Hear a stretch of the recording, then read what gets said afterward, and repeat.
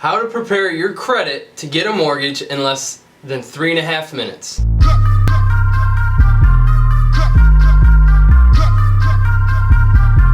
You have 3 credit scores, one from Experian, one from TransUnion, and one from Equifax. We don't just look at one of those scores, we're going to look at all 3 and take the middle score. So if you have a 680, a 652, and a 620, we're going to use the 652 as your score. We're not going to average them out. Not all companies report your credit information to all 3 of the credit bureaus, so there's always going to be a little bit of a variance. If you only have 2 scores, we're going to only use the lowest of the 2. So establishing credit is going to be the biggest part. Everybody starts from zero. Everybody starts with a fresh slate. Start by having a parent co-sign with you on a car or a credit card, or have you as an authorized user. If you're really just starting it from scratch, maybe getting a secured credit card is the best way to go. Yes, it's going to be a very small limit, but it's going to give you a chance to establish credibility for yourself.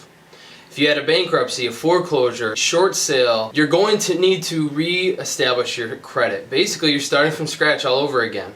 So start by getting one of those cards or have someone co-sign with you. Imagine if you were giving somebody a loan, would you want to look at your own credit and say, yep, that's a person ready to pay off a loan? Hey!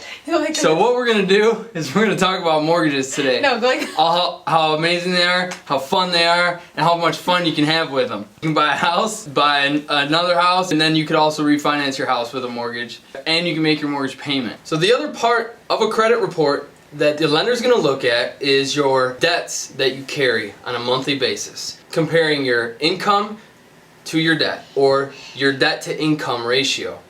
So if you make $1,000 a month and the liabilities that you carry are $500 a month, you take $500, divide that by $1,000 a month income, and you're at 50% debt to income ratio. And that's how the credit report helps the lender understand where you are from a comfort level with your current liabilities. How is that going to look with a new house payment?